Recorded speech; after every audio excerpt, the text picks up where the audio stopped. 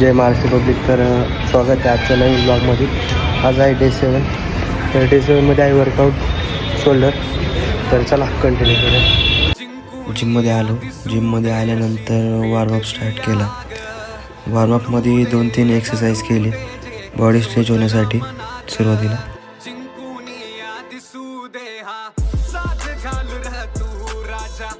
त्यानंतर shoulder वर्कआउटचा upright row 3 set केले. शोल्डरमध्ये त्यानंतर पुल ओव्हर रो 2 सेट कंटिन्यू केले. आजचा शोल्डर वर्कआउट कंप्लीट केला आणि त्यानंतर कार्डिओ एक्सरसाइज सुरुवात केली. कार्डिओ एक्सरसाइजमध्ये अलग अलग व्हेरियंटचे स्ट्रेचिंग वर्कआउट कंटिन्यू केले.